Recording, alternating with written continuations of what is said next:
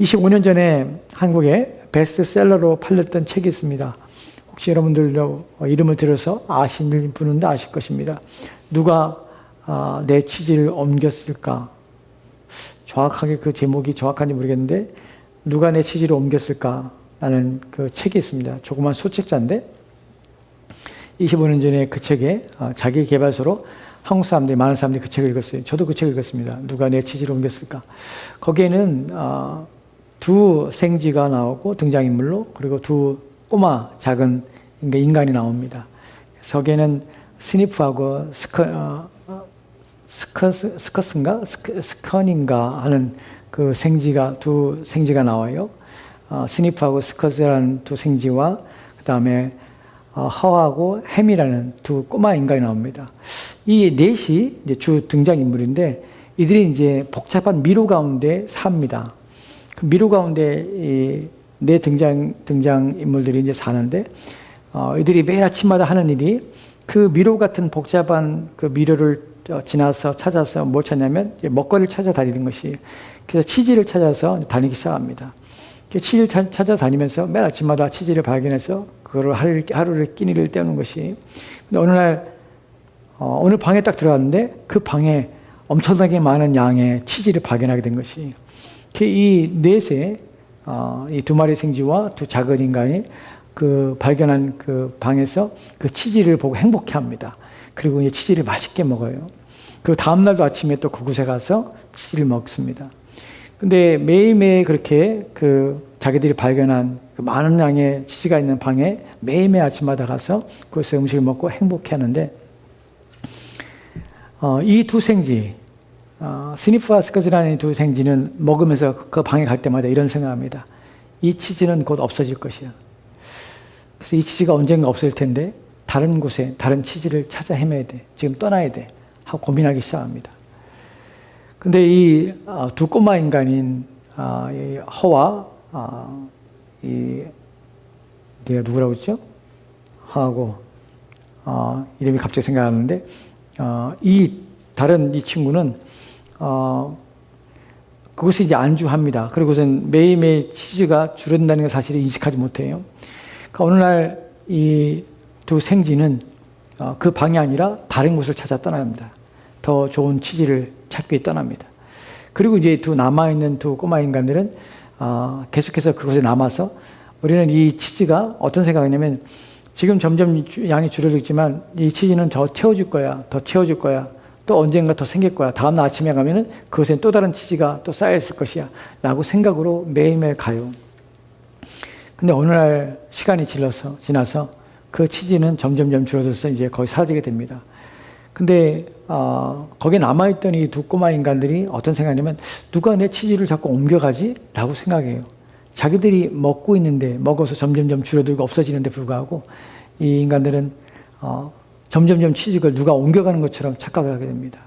그 결국에는 거기에 남아있던 한 인간인 허 외에 다른 인간이 떠납니다. 치즈가 없어지는 걸 알고. 그리고 떠나서 모험을 떠납니다. 새로운 치즈를 찾기 위해서 떠납니다. 그리고 이미 떠났던 스카즈와 이 스니프라는 생쥐는 다른 곳에 또 다른 치즈가 가득한 창고를 발견하고 거기에서 이제 풍족한 생활을 누리게 됩니다. 그리고 떠났던 그 인간도 거기서 그 창고를 발견하고 거기서 이제 함께 지내게 돼요. 근데 마지막까지 남아있던 이 허라는 이 꼬마 인간은 상한 치즈를 보면서도 끝까지 그 소망을 놓지 않습니다. 그래서 언젠가 다음날 오면은 또 누군가 이 치즈를 또 싸놓을 거야. 새로운 치즈가 올 거야. 누군가 갖다 줄 거야. 라는 기대감으로 매일매일 가지만 점점점 줄어들고 이제 치즈는 남아있는 치즈도 상하게 되는 것이. 사실은 이 책은 결말이 이제 결말을 맺지 않고 끝나요. 결국에는 세 명의 두 생쥐와 한 꼬마 인간은 치즈 안에 풍성한 치즈를 맛보면서 그리고 남아있던 허를 기다립니다. 그리고 멀리서 들려오는 발자국 소리가 나는 걸 들으면서 저게 허 있기를 바라면서 이 이야기의 결말이 끝나요. 누가 내 치즈를 옮겼을까? 라는 이 책의 내용의 핵심은 이것입니다. 변화를 두려워하는 사람과 변화를 찾아다니며 현재에 안주하지 않는, 그래서 매일매일 모험으로 떠나는 인생, 그 인생이라는 것에 대해서 이런 의미를 담고, 그래서 인간은 인생은 머물러 있고 또한 한 곳에 계속해서 잘 될 거야라는 자기 만족, 자기 안정, 자기 안주 하는 인간형과 그렇지 않고 자기를 도전하며 끊임없이 인생을 살아가는 인간형에 대해서 표현하는 책입니다. 많은 사람들이 그 책을 읽고 이제 자기 개발서를 찾은 것이, 저는 그런 자기 개발에 대한 얘기를 여러분에게 말씀드리고 싶은 것이 아니라, 각각의 인간은 각각의 기질들을 갖고 있습니다. 다양한 기질들을 가지고 있습니다. 어떤 사람은 모험을 즐기고 새로운 일들, 도전을 즐기는 사람이 있습니다. 우리가 지난번에 살펴봤던 바울과 같은 주도적인 형향을 가지고 있는 사람들은 모험을 즐깁니다. 새로운 일을 즐기고 새로운 일을 시작하는 것을 두려워하지 않습니다. 그 일을 해낼 수 있는 능력 또한 가지고 있고 열심히 하면 된다고 생각하는 사람이에요. 자기 인생을 주도적으로 인생을 살아가는 사람입니다. 근데 문제는 이런 사람이 하나님 앞에 살 때에, 이런 사람이 신앙생활에서 가장 어려운 점이 무엇이냐면 자기의 인생과 자기의 삶을 하나님께 내려놓지 못한다는 것이에요. 하나님이 주인 되는 것을 인정하지 않아요.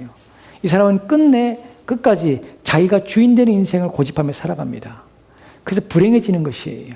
결코 신앙생활을 제대로 할 수 없는 것이에요. 그래서 이 인생을 가지고 있는, 이 기질을 가지고 있는 사람은 끊임없이 무엇을 생각하냐면 나의 종됨을 인식해야 돼요. 내 힘으로 되는 것이 아니라는 사실을 인식해야 돼요.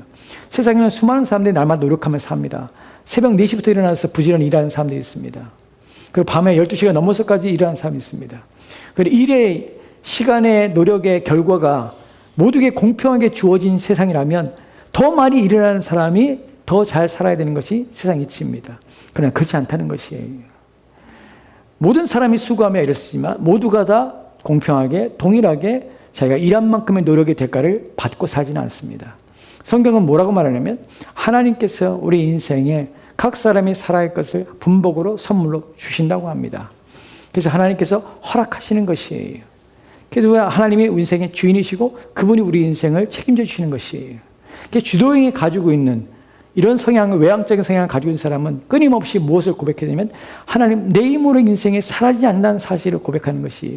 내 인생에 주인이 있음을 아는 것이에요. 그분이 나를 이끌으시고 그분이 허락할 때만 내 인생엔 의미가 있고 가치가 있으며 그분이 나의 삶을 인도해 가실 때만 내 삶은 바르게 가셨다는 사실을 끊임없이 확인하며 하나님을 의존하며 살아야 되는 것이, 그리고 남을 비판하며 정죄하는 그 삶에서 하나님께서 나의 이 못된 이 하나님이 인정하지 아니하려는 끊임없이 내 중심으로 내 인생을 바라보며 사람들을 생각하는 이 모든 경향성에서, 하나님 앞에 악한 이 경향성에서, 사람 중심이 아니라 일 중심적인 삶을 살아가는 이 악한 경향성에서 하나님께서 나를 참고 계시다는 사실을 인정하고 하나님의 은혜를 구해야 하는 것이에요.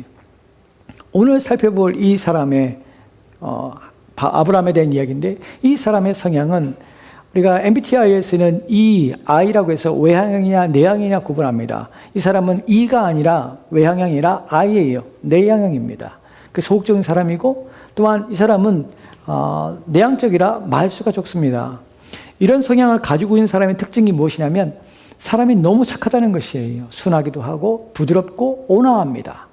이 성향이 가지고 있는 특징이 왜 그런 성향을 가지게 되냐면, 이 사람들은 무엇을 싫어하기 때문에 그러냐면 이 사람은 두려움, 다툼, 갈등 이런 것들을 원하지 않기 때문에 그래요. 그래서 이런 성향 때문에 모든 것을 포기하고 순응하며 살려고 합니다. 그 변화를 싫어하는 것이에요. 그래서 있는 그대로 계속 갔으면 좋겠다고 여기는 것이에요. 그리고 어떤 것에 대해서 문제가 닥칠 때 그 문제를 회피하려는 경향성을 가지고 있습니다. 이런 사람들이 하나님 앞에서 어떻게 인생을 살아가는가, 하나님께서는 어떻게 이런 인생을 만드는가, 이런 인생을 하나님께서는 어떻게 이 인생에 믿음을 주시고 신앙생활을 하게 하시는가 하는 부분에 대해서 살펴볼 것입니다. 하나님께서는 우리를 각기 다양하게 만들었습니다. 세상에는 70억 명의 사람이 있지만 그 모든 사람이 동일한 성향을 가지고 있는 것도 아니고요, 동일한 기질적인 특성을 가지고 있는 것도 아닙니다. 각기 다른 성향과 성향과 또한 기호를 가지고 있습니다. 그것이 모든 사람이 가지고 있는, 그래서 다른 것이에요. 나와 같지 않다는 것이에요. 하나님께서는 그런 다양하게, 하나님의 지혜로 다양하게 사람의 마음을 주셨고, 그 가지고 있는 특별한 기질과 성향과 성품과 또한 개성에 대하여 하나님 각기 다른 방식으로 그 사람들을 만나시고 인도하신다는 것이에요. 그러니까 하나님께서는 이 사람이 만나는 방식, 이 사람에게 일하는 방식으로 내게 일하지 않습니다. 나에게는 나에게 맞는 방식으로 일을 하시며 나를 만나주시는 것이에요. 인생에 있어서 하나님 만날 때 이 사람의 이런 성향의 인생은 하나님 만날 때 정말 오랜 시간 동안 하나님이 참아주시며 인내하심이 필요해요. 왜냐하면 이 사람들은 부정적으로 얘기를 하면, 다툼을 싫어하고 갈등을 싫어하기 때문에 부정적으로 얘기하면 이 사람들은 어떻게 보면 무능한 사람들이에요. 왜냐하면 도전하지 않거든요. 새로운 길을 찾지 않습니다. 변화를 싫어하기 때문에 이 사람들은 안정적인 삶을 원해요. 이 사람들은 어디 가서도 자기의 본심을 얘기하지 않습니다. 다른 사람이 어떤 것들을 하기를 원하고 요구할 때 이 사람들은 마지못해 따라갑니다. 항상 묻지요. 뭘 원해요? 어떤 거 원해요? 하기 원해요? 그 사람들은 따라가는 것이. 만약에 여행을 간다고 합시다. 여행 가는데 계획을 세운다고 합시다. 주도형 같은 경우는 산이냐 강이라고 선택할 때 자기가 좋아하는 것이 만약에 산이라는 것이 자기의 논리적인 것들, 자기의 생각에 맞다고 생각하면 무조건 산으로 가야 된답니다. 그리고 수많은 가지 이유를 댑니다. 산으로 가야 될 이유에 대해서. 산은 이렇게 해서 좋고 공기가 좋고 숲속에 들어가서 스톤피치라고 막 그 산림에서 산림욕을 하고 그럼 얼마나 폐가 깨끗해지고 그 좋은 공기 속에서 얼마나 우리 육신이 건강해지냐. 또 산 꼭대기에 올라가서 정상에 올라가는 그 재미와 또 올라가서 그 느끼는 그 만족감과 성취감은 어떨 것이냐 하면 사람을 설득합니다. 그래서 사람들은 산으로 올라갑시다 하고 끌고 가요. 근데 거기에 만약에 신중형이나 뭐 이런 사람이 있다면, 또한 사경이나 이런 사람이 있다면, 이 사람들 사경 같은 경우는 그렇지 않습니다. 이 사람들은 산이냐 강이냐 어디 가는지 중요하지 않아. 어디 가든지 괜찮아. 뭐만 있으면, 재미만 있으면. 그 가는 길이 행복한가, 가는 길이 재미있는가? 그러면 따라가는 것이에요. 산이야 막 좋아하면은, 그래, 우와 좋겠다, 우와 행복하겠다. 그러기서 따라가는 것이에요. 근데 신중이 어떻게 합니까? 꼭 가야 돼? 뭐하러 가? 가만히 있으면 되지. 편안한데.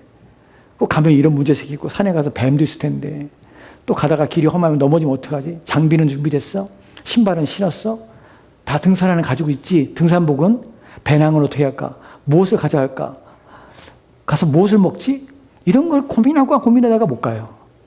근데 안정이는 어떻게 하냐면은 아무 말도 안 해요. 그리고 산으로 갑시다! 그러면은 따라올 거지? 그러면 네. 하고 따라가. 왜요? 자기 주장을 못 해요. 갈등을 싫어하거든요. 자기가 뭔가를 주장하면은 이게 문제가 생길 것 같으니까 순응하는 것이. 그래서 착해 보여요, 이 사람들은. 이 사람들은 그래서 인간관계가 힘듭니다. 왜냐면 이런 사람들이 주도형과 만나면 지지직 끌려다니는 것이. 이렇게 합시다! 그러면 따라가는 것이. 자기가 원하지 않는데도. 여러분, 우리는 각자 다르기 때문에 이런 사람이 있었다는 사실을 기억하세요. 내가 좋아서 따라가지 않아요. 내가 싫어해도 이 사람이 내 말을 잘 듣는 것은 이 사람이 좋아서가 아니에요. 그냥 싸우기 싫으니까, 갈등하기 싫으니까 따라오는 것이에요. 헤아려 줘야 돼요. 그래서 기다려주고. 이런 형의 가지고 있는 이 특별하게 보여주는 것이 바로 우리가 살펴볼 아브라함입니다. 아브라함에 대해서 아브라함의 기질의 변화를, 모든 기질은 장단점이 있습니다. 이 사람의 기질의 변화에, 이 사람 기질의 가장 큰 문제는 뭐냐면 변화를 두려워하는 것, 문제를 직면하는 것을 두려워하는 것, 회피하는 것, 하는 것이 이 사람의 문제예요. 하나님에 대해서, 관계에 대해서 이 사람을 신뢰하는 것이 오랜 시간이 걸립니다. 이 사람은 다른 사람을 따라하지만 완전한 신뢰를 하지 않아요. 관계 중심이라 관계를 맺어야 돼요. 자기를 이해해주고 자기를 받아주고 수용받기를 원해요. 자기를 인정해주기 원해요. 이렇게 기다려줘야 되는 것이, 이 사람이 바뀌게 되는 것이 어디서 바뀌는, 창세기 15장 6절 말씀은 이렇게 기록됐습니다. 같이 돌아갑시다. 시작. 아브라함이 여호와를 믿으니 여호와께서 그를 이를 그의 의로 여기시고. 아멘. 아브라함이 여호와를 믿으니, 이것은 아브라함의 신앙이 전환점이 되고 이제 하나님에 대해서 인식하게 되고 믿게 되는 것이 이제 창세기 15장 6절 말씀부터예요. 하나님을 믿게 됐다는 것이에요. 근데 우리는 처음에 아브라함 부르실 때 아브라함이 믿음으로 막 갈대우르라는 땅에서 막 가고 신나서 막 간 것처럼 보이지만 전혀 그렇지 않아요. 아브라함의 창세기 15장 6절 말씀과 이제 우리가 오늘 살펴봤던 창세기 22장 2절과 3절 말씀으로 합시다. 같이 돌아갑시다. 시작. 여호와께서 이르시되 내 아들 내 사랑하는 독자 이삭을 데리고 모리아 땅으로 가서 내가 내게 일러준 한 산 거기서 그를 번제로 드리라. 아멘. 이 말을 들었을 때 어떤 마음이 들었을까 생각해 봅시다. 아브라함 100세 얻은 아들이에요. 100세 동안 계속 기다리다가 얻은 아들이에요. 근데 하나님께서 이 아들을 번제로 드리라고 그래요. 여러분, 이 사람은 안정적인 사람이에요. 뭔가 즉흥적으로 일어나는 걸 별로 좋아하지 않아요. 자기에게 어떤 문제가 다가오는 걸 좋아하지 않아요. 회피하고 싶어요.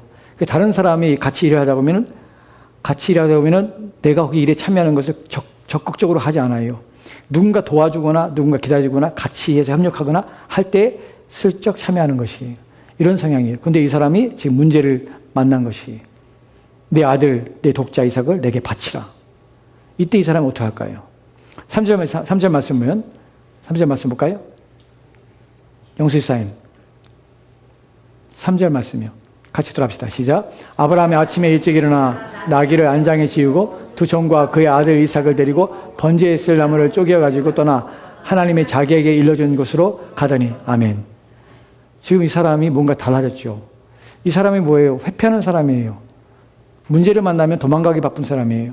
문제를 직면하지 않아요. 떠넘겨요. 그 자기가 책임을 지지 않으려고 해요.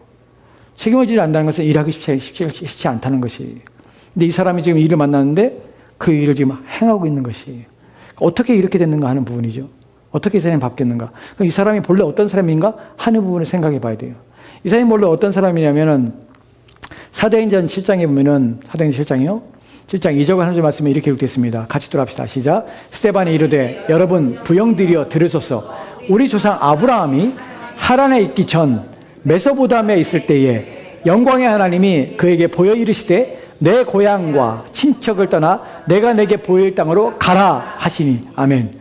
아브라함이 하란에 있기 전에 어디에 있을 때 메소포타미아라는 곳에 있을 때에 갈대 우르라는 곳에 있을 때에 하란이라는 장소가 있었고 갈대우라는 장소가 있습니다. 여기서 하나님이 불렀다는 것이에요. 그에게 보여서 하나님이 뭐라고 말씀하냐면 내 고향 친척을 떠나 내가 내게 보일 땅으로 가라 하고 말하는 것이에요. 그럼 아브라함이 가야 돼요. 근데 가긴 가요. 근데 만약에 이 사람이 주도적인 성향이 있으면 가라니까 새로운 뭔가 내가 이제 뭔가 새롭게 내 인생을 변화를 주고 내 인생에 모험을 떠날 때가 됐구나. 내 인생이 앞으로 펼쳐질 놀라운 미래가 있구나. 이제 성공을 떠나야지 하고 막 떠나고 이런 주도형이 아니에요. 신규형처럼 고민한 것도 아니고 또한 사경처럼 우와 새로운 모험이래 어디 갈지도 모르고 막 기뻐서 그냥 가는 것 때문에 기뻐서 그냥 떠난 사람이 아니에요. 이 사람이 떠나는데 어떻게 떠나면 마지못해 떠나요. 우리 어떻게 알게 되냐면 창세기 11장 31절 말씀엔 이렇게 기록됐습니다. 같이 돌아갑시다. 시작.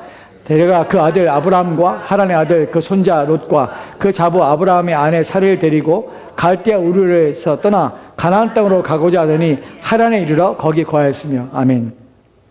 본문에 보면은 이런 말이 나오죠. 데라는 누구냐면 아브라함의 아버지예요. 데라가 그 아들 아브라함과 하란의 아들 손자 롯과 그 자부와 아브라함의 아내 사례를 데리고 갈대아 우르를 떠나 어디로 가나안 땅으로 가고자 한 것이. 즉 그러면 갈대아 우르에서 즉 메소포타미아에서 하나님 처음에 나타났을 때 아브라함에게 뭐라고 했냐면 가나안 땅으로 가라고 하신 것이. 그런데 아브라함이 그 얘기를 듣고서는 떠나야 되는데 두려움 때문에 떠나야 되는데 자기가 못하는 것이. 그게 누구에게 의존하냐면 자기 아버지에게 의존해요. 누가 자기를 이끌고 가냐면 데라가 이끌고 가는 것이에요. 데라가 어디로? 가나안 땅으로 가고자 했는데 가지 않고 하란 땅에 머문 것이에요. 가다가 멈춘 것이 중간에. 멈춰 있는 것이에요. 왜냐하면 이 사람들은 급격한 변화를 원하지 않거든요. 거기까지 가는 것도 어려운 것이. 근데 주도적으로 이끌지 않아요. 끌려가고 있어요. 누구한테? 아버지한테 이끌려가는 것이. 근데 하란 땅에서 아버지가 죽게 됩니다.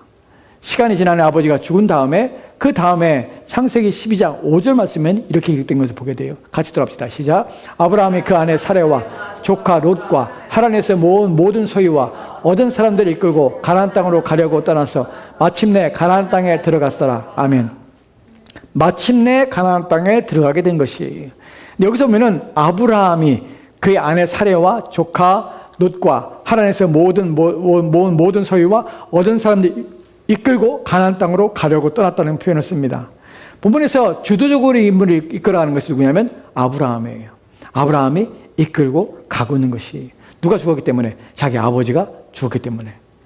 즉 아브라함은 처음부터 아브라함은 처음부터 하나님 말씀을 드릴 때 내가 이제 하나님 음성을 됐으니까 하나님이 나에게 새로운 믿음의 조상을 세우시고 나로 하여금 큰 나라를 이루고 큰 민족을 이루기 위해서 이런 것들을 나를 통하여 이루시는구나. 그래 내가 이런 비전을 가지고 이런 꿈을 가지고 내가 이제 하나님 앞에 살아야지 라고 해서 그래서 떠난 것도 아니고 그런 소망을 품고 떠난 것도 아니고 아브라함은 소극적으로 아버지에 이끌려서 가는 것이에요. 그리고 아버지가 죽자 이제서 어디에 가나안 땅에 들어오는데 너는 내 친척 본토 아비 집을 떠나는데 여전히 누굴 데리고 오냐면 조카 롯을 데리고 옵니다. 아브라함은 그래요. 아브라함 성향은 자기가 원하는 대로 인생을 자기가 막 추진력 있게 인생을 살거나 도전의 인생을 살잖아요. 아브라함은 이렇게 와요.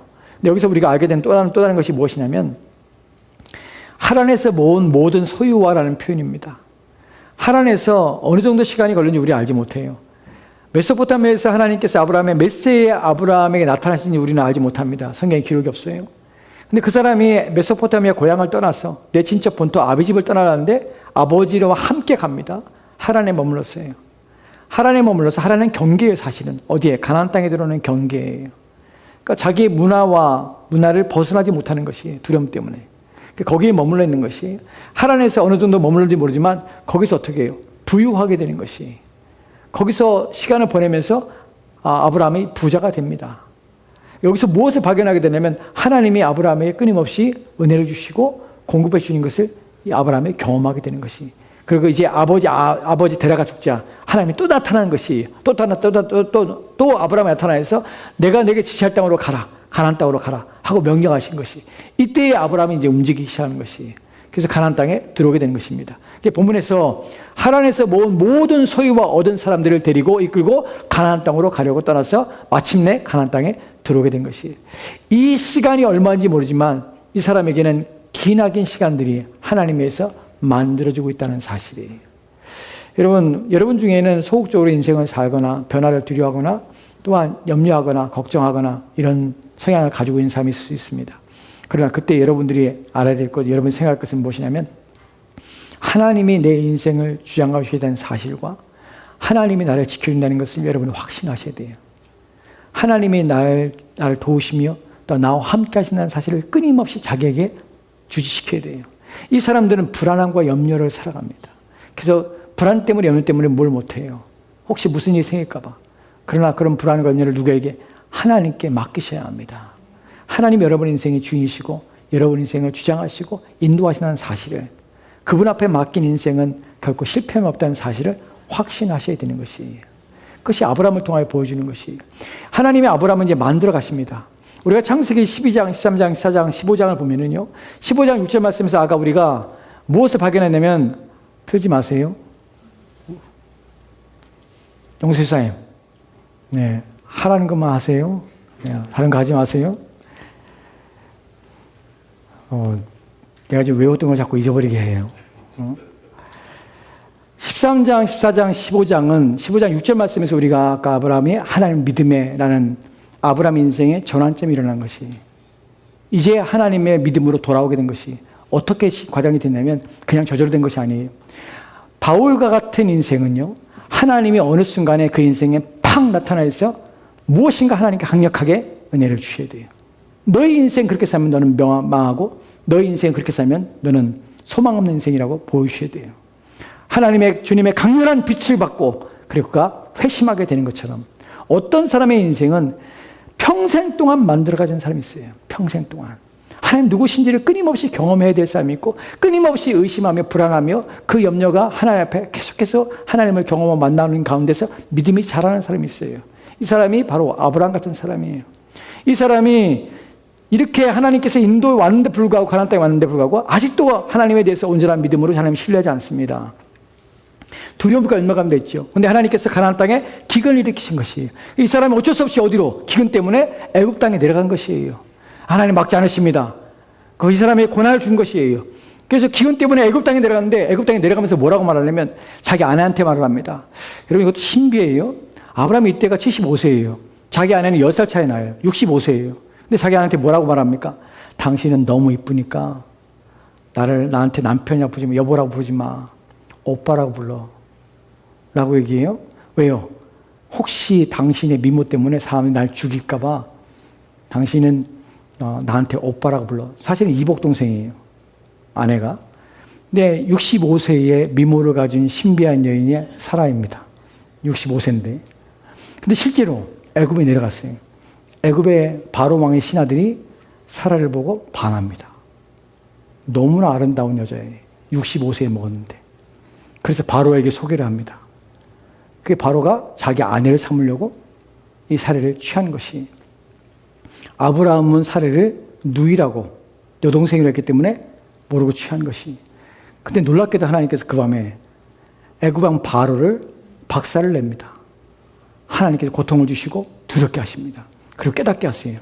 이 여인에게 손을 대지 못하도록. 그래서 바로가 다음날 아브라함 부릅니다. 왜 네 아내를 네 누이라고 속였느냐. 네 아내 여기 있으니까 데리고 와라. 그리고 오히려 겁이 나서 재물들을 도하여서 아브라함에게 줍니다. 아브라함은 오히려 애굽에 내려갔다가 누구를 알게 되면 하나님이 어떤 분이신지를 알게 되는 것이, 바로의 그 당시에 전 세계를 지배했던 바로 왕을 하나님께서는 꼼짝 못하게 하시는 능력의 하나님의 사실을 인식하게 되는 것이, 그걸 통해서 아브라함의 하나님에 대한 이해가 달라지게 됩니다. 여러분, 여기까지만 해도 우리 같으면 와, 정말 하나님 대단하다. 내가 이제 하나님 말씀을 믿어야지, 하나님 약속을 믿어야지. 근데 아브라함은 사실 거기까지 안 와요.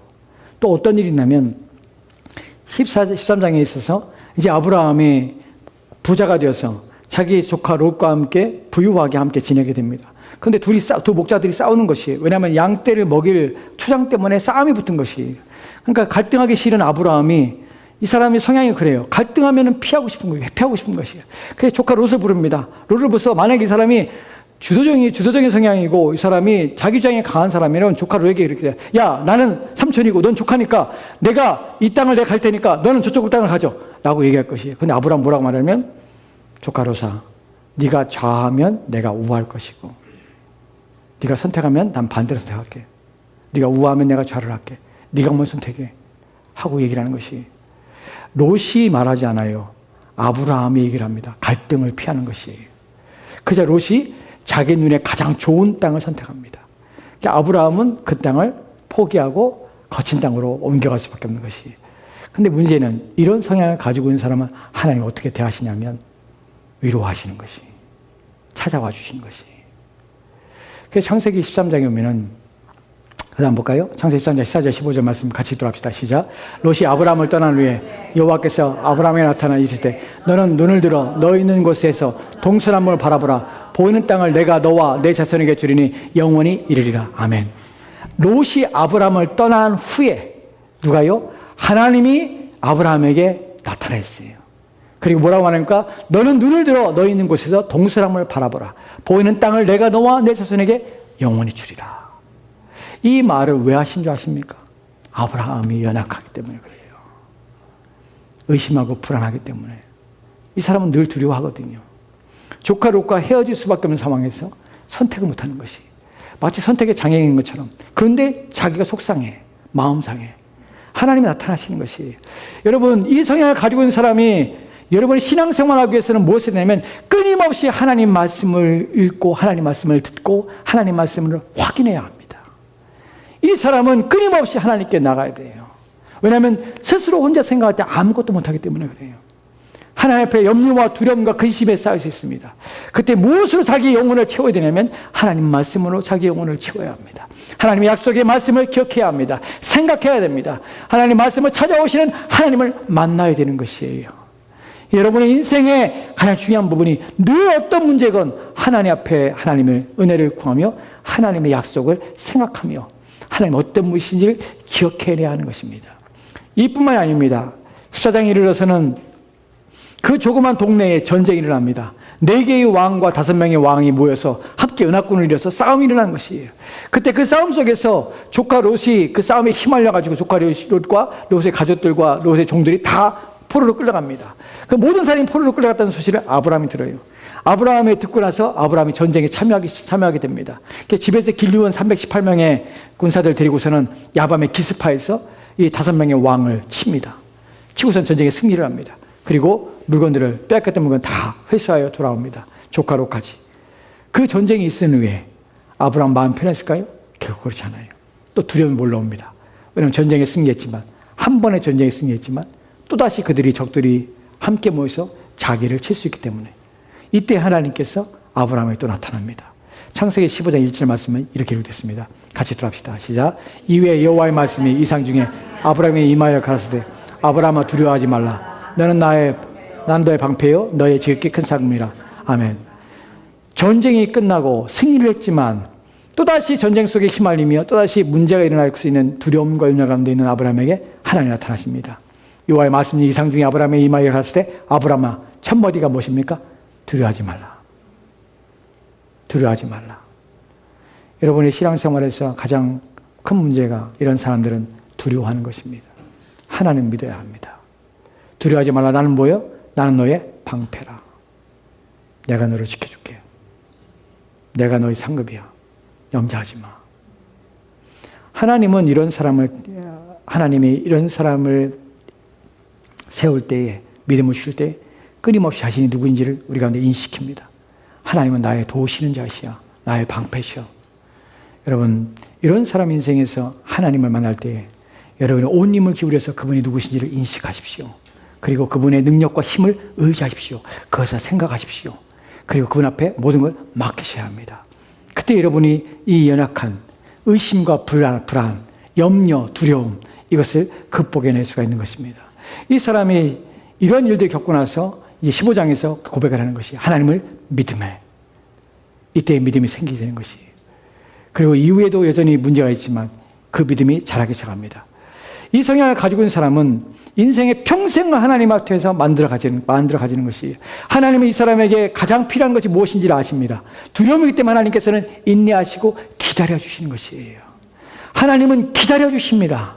여러분이 자라도록 기다리시고 여러분이 믿음이 성장하도록 기다리시고 여러분이 허물과 또한 여러분의 문제가 있지만 하나님은 기다리십니다. 근데 문제는 무엇이냐면 그 허물과 여러분의 연약함을 그 상태에서 만족하면 안 되고 하나님을 끊임없이 만나며 하나님을 생각하며 하나님과 하나님 말씀을 자기 속에 끊임없이 인식하며 읽으며 들으며 하나님 말씀으로 채워야 한다는 사실이에요. 그래야 여러분의 두려움과 염려에서 여러분이 벗어날 수 있는 것이 그리고 결국 어디까지 이르게 되냐면 창세기 22장 2절 3절 그 내용 속에 이르게 되는 것이 3절 말씀 보도록 합시다. 2절 3절 말씀 같이 보도록 합시다. 시작. 아브라함이 아침에 일찍이 일어나 나귀의 안장을 지우고 두 종과 그의 아들 이삭을 데리고 번제에 쓸 나무를 쪼개어가지고 떠나 하나님이 자기에게 일러주신 곳으로 가더니 아멘.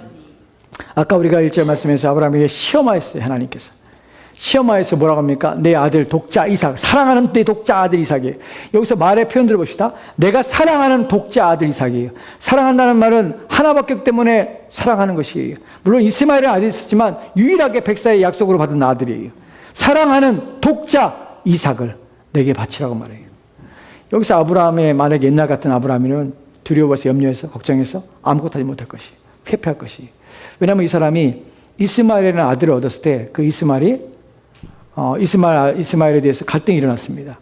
자기의 본처인 사라와 그다음에 후처인 하갈과 갈등이 일어난 것이 갈등이 일어나서 이 본처가 이 문제 때문에 이 하갈이 말 안 한다고 아브라함에게 쫓아내라고 얘기를 합니다. 그러니까 아브라함이 거기서 갈등을 일으켜서 아무것도 못해 아무것도. 그래서 고통스러워하는 것이. 근데 하나님께서 뭐라고 하냐면 아브라함아 내 아내 사라의 말을 들으라. 내 아들 이스마엘도 내가 큰 민족을 이루라 번으라. 그래서 해결돼요. 자기가 문제가 닥치면 그 문제에서 헤어나지 못하는 것이. 근데 이 사람이 하나님 말씀에 이런 말씀을 들은 것이 어떻게 됩니까? 도망가고 회피하거나 아니면 포기하거나 좌절하거나 그래서 아무것도 못하고 머리 싸매고서는 누워 있어야 돼요. 이 사람이 어떻게 합니까? 아침에 일찍 일어나서 히브리 원문을 보면요, 아침에 일찍 일어났다는 것이 히피령이에요. 히피령이 무슨 말이냐면 스스로 자기를 깨웠다는 것이에요. 자기를 깨웠어요. 그 사람은 사실 잠을 못 잔지 몰라요. 자기를 아침에 일찍 깨웠어요. 스스로를 깨워서 일어나게 한 것이. 일어나 어떻게 해요? 이 사람 정신이 온전하지 아십니까? 본문을 보면 정신이 온전하지 않아요. 왜 온전하지 않는지 아세요? 일찍 일어나서 나귀 안장을 지우고 두 종과 함께 그의 아들 이삭을 데리고 번제에 쓸 나무를 쪼개어가지고 떠나 하나님 자기에게 일러진 곳으로 가더니 라고 표현됐어요. 한글 성경을 보면 이 맛이 안 나요. 원문을 보면 어떻게 되냐면 일찍 일어났어요. 자기를 스스로 깨운 것이에요. 깨워서 일찍 일어났어요. 일찍 일어나서 이 사람이 한 일이 무엇이냐면 자기 아들과 자기의 종들을 깨워야 되는 것이. 그런데 뭐부터 합니까? 나귀의 안장을 지우는 것이. 자기가 일어나서 나귀의 안장을 치우. 이건 마지막에 하는 일이에요. 근데 지금 뭐 하고 있어요. 그리고 자기의 종들을 깨웠어요. 그리고 그 다음에 마지막 보니까 번제에 쓸 나무를 쪼개고 있어요. 근데 사실은 이 사람은 일어나서 뭐 했냐면 자기 아들을 먼저 깨우고 종들을 깨워서 어떻게 나귀의 안장을 지우라. 그리고 나무를 쪼개라. 그 나무가 쪼개진 다음에 안장을 얻고 그 다음에 자식을 데리고 떠나야 되는 것이. 근데 그렇게 안 해요.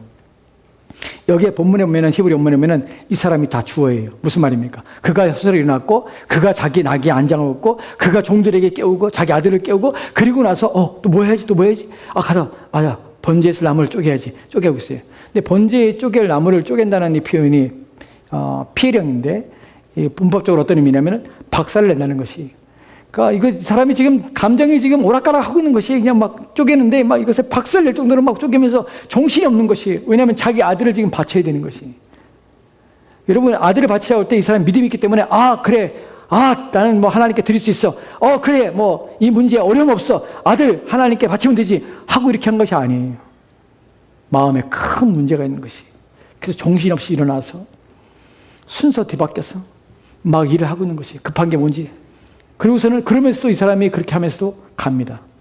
여기서 우리가 알게 되는 것은 무엇이냐면, 이 사람의 기질적인 문제가 변화에 대한 두려움과 어떤 어려운 문제가 됐을 때 흔들린다는 것이에요. 그래서 회피한다는 것이에요. 근데 이 사람은 자기가 비록 마음이 혼란스럽고 힘들지만 하나님이 왜 이런 것들을 내게 얘기하셨을까? 왜 갑자기 아들을, 100세에 낳은 아들을, 그것도 하나님께서 유일하게 주신 아들을 갑자기 나한테 번제를 바치라는 것이 무슨 의미인가 하는 것 때문에 가슴이 지금 너무 답답하고 지금 심란하고 문제 때문에 고통스럽지만 스스로 그것을 이겨내고 견뎌내고 있는 것이에요. 누구 때문에? 하나님 때문에. 하나님이 하시라고 했으니까 그 일에 생각을 집중하는 것이에요. 하나님 하셨으니까 그분의 뜻이 있지만 뭐지, 왜 그렇지, 왜 이래야지 하면서 막 엉뚱한 짓을 하고 있는 거예요. 지금 순서에 안 맞게 막 일하고 있는 것이에요. 하긴 하고 있는 것이에요. 도망가지 않고 있어요. 이것이 이 사람이 가지고 있는 장점이에요. 변화가 됐다는 것이. 하나님 말씀에 붙잡혀 있는 것이. 자기의 마음이 심란하고 어려움에도 불구하고 그 말씀을 따라하려고 지금 애를 쓰고 있는 것이. 그리고 하나님께서는 3일 길을 갖게 하십니다. 3일 길을. 근데 3일 길 동안 이 사람이 뒤를 돌아보지 않아요. 염려하지도 않아요. 모래산에 올라갔습니다. 올라가서 아들이 묻습니다. 그때 이삭의 나이가 13살에서 15살 사이예요. 그 아들이 묻습니다. 아버지, 번제했을 때감은 준비됐는데 짐승은 어디 있습니까? 재물은 어디 있습니까? 짐승은 어디 있습니까? 여호와께서 준비하리라. 올라갑니다. 올라가서 번제를 나무를 벌려놓고 자기 아들을 결박합니다. 그 올려놓고요. 어떻게 해요? 자기 아들을 제물로 바치려고 자기 아들을 죽이려 합니다. 죽이려 하는데 성경이 뭐라고 합니까? 급하게 여호와께서 아브라함아, 아브라함아, 내가 이제 내 믿음을 보았노라. 내 아들에게 손을 대지 말라고 합니다. 아브라함이 이런 데까지 이르게 된 것은 이 변화와 이 두려움과 염려 가운데 있는 거기에 갇혀서 인생을 사는 사람이 어떻게 하나님의 이런 일들을 하고 이렇게 믿음으로 하나님께 반응할 수 있냐면, 하나님께서 누구신지에 대한 이해가 이 인생의 깊은 매 순간마다 하나님께서 그게 나타나시고 하나님 누구신지를 깨닫고 그 신앙이 자랐기 때문에 여기까지 오르게 된 것이에요. 하나님이 만들어 가시는 것이에요.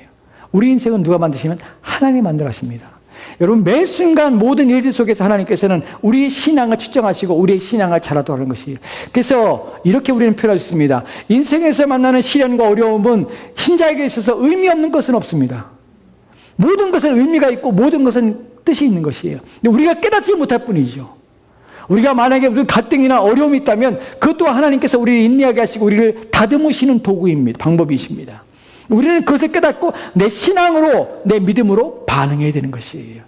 이 일을 통해서 내가 온전치 아니함이 드러나고 내가 부족함이 드러나고 하나님 앞에 내가 바르지 아니함이 드러나서 나를 바꾸는 기회를 삼는 것이에요. 왜냐하면 그 모든 일을 통해 하나님께서 우리를 만들어 가시기 때문에 누구 보기 좋으시게, 하나님 보시기에 아름답게 빚어가시기 위해서 우리가 이 분에서 아브라함의 마음을 보게 되는 것을 히브리서 11장 17절과 17절, 18절 말씀 이렇게 보게 됩니다. 같이 또 합시다. 시작. 아브라함은 시험을 받을 때 믿음으로 이삭을 드렸으니 저는 약속을 받은 자로 돼 그 독생자를 드렸으니 저에게 이미 말씀하시기를 내 자손이라 칭할 자는 이삭으로 말미암이라 하셨으니. 아멘. 이 구절에 중요한 것이 뭔지 아십니까? 아브라함은 시험을 받을 때 믿음으로 이삭을 드렸습니다. 저는 약속을 받은 자예요. 누구에게? 하나님께 약속을 받았어요. 그 약속이 어떤 것이었습니까? 내 자손이 칭할 자는 이삭으로 말미암이라. 이 이삭이 내 자손이 될 것이다 라는 것이 하나님부터는 약속이에요. 그런데 이 이삭을 바치라고 그래. 근데 이 바치라는 데 불구하고 독생자를 드린 것이에요. 왜 버텼을까요? 본문에 말하는 건 약속을 받았기 때문에 그래요. 누구를 통하여서? 이 이삭을 통하여서 어떻게? 내 자손이 되리라는 약속을 받았기 때문에 이 이삭을 바치라고, 죽이라고 그렇다면 하나님께서 약속하신 하나님께서는 그 약속을 지킬 것인데 이 아이를 다시 살릴 것이다 라는 것을 믿게 된 것이에요. 그래서 19절 말씀에 이렇게 말하는 것이, 같이 돌아갑시다. 시작. 저가 하나님의 능히 죽은 자 가운데서 다시 살릴 줄을 생각한지라. 비유컨대 죽은 자 가운데 다시 도를 받은 것이요. 아멘. 저가 하나님의 능히 죽은 자 가운데 다시 살릴 줄을 생각한지라. 왜 그렇죠? 약속했기 때문에. 누가? 하나님이 약속했기 때문에 절대로 내가 죽여도 다시 살릴 것이야. 왜냐하면 이 아들을 통하여 내 자손을 삼으려 하기 때문에. 이 아들 외에 다른 사람을 주는 것이 아니야. 그럼 내가 이 아들 죽여도 다시 살려. 왜냐하면 하나님이 약속했기 때문에. 이것이 이 사람이 가지고 있던 마음이에요. 믿음은 그렇습니다. 하나님께서는 우리의 인생에 끊임없이 자신을 드러내시고 말씀하시고 우리에게 자신을 알리십니다. 하나님 말씀을 통하여서, 그래서 우리는 하나님의 말씀을 끊임없이 들어야 되고 읽어야 되고 가까이 해야 합니다. 하나님을 알아야 되는 것이에요. 그래야 믿음이 생깁니다. 그렇게 알다 보면 어느 순간 하나님에 대한 확신이 생기는 것이에요. 약속한 것을 하나님 변개치 않으신다. 이 아들로 말미암았다면 이 아들이 어떻게 되건 하나님께서는 반드시 이 아들을 통해서 후손을 내게 할 것이다. 그렇다면 내가 하나님의 말씀에 순종하는 것이 마땅하다. 죽은 자를 다시 살릴 것을 믿게 되는 것이에요. 이것이 믿음입니다. 이것이 하나님께서 안정형을 이끌어가는 방법이고 내용입니다. 부디 여러분 마음에 하나님에 대한 신뢰와 확신이 부족하거든 믿음을 달라 기도하시고 하나님의 약속을 믿으십시오. 주의 말씀을 자꾸 들으십시오. 주의 말씀을 자꾸 생각하십시오. 주의 말씀을 읽으십시오. 그래서 하나님을 자꾸 경험하십시오. 그래서 하나님에 대한 말씀이 사실임을 확신하십시오. 이것이 믿음입니다. 이러한 믿음을 저와 여러분이 또한 가지시고 하나님 우리 이렇게 인도해 간다는 사실을 여러분은 확신하시고 그 하나님의 인도하심 앞에 여러분을 내어놓고 신뢰하는 저와 여러분 되었으면 좋겠습니다. 기도합시다. 하나님, 오늘 우리가 아브라함을 통하여서 한 인생을 만들어 가신 하나님의 긴 여정, 인생의 여정, 그 긴 인생의 여정 가운데 하나님은 한 번도 버리지 아니하시고 한 번도 포기하지 아니하시고 끝까지 그의 인생을 만들어 가시기 위해서 부단히 참으시고 인내하시고 기다리심을 봅니다. 우리 또한 하나님의 손에 의해서 만들어져 가고 있습니다. 하나님, 우리의 기질에 맞게, 성향에 맞게 하나님 끊임없이 우리를 만들어 가시고 기다리고 인내하시며 참으시다는 사실을 알고 날마다 하나님의 은혜 앞에 감사할 뿐만 아니라 우리를 만들어 가신 하나님 앞에 합당하게 하나님이 우리를 빚어가시는 대로 우리 자신을 내어드리고 또 하나님으로 우리 안에 충만히 채워져 주의 약속의 말씀을 신뢰하는 데까지, 확신하는 데까지 이르도록 주여 도와주시옵소서. 주께서 우리를 도우시기를 소망하며 감사드리며 예수님 이름으로 기도합니다. 아멘.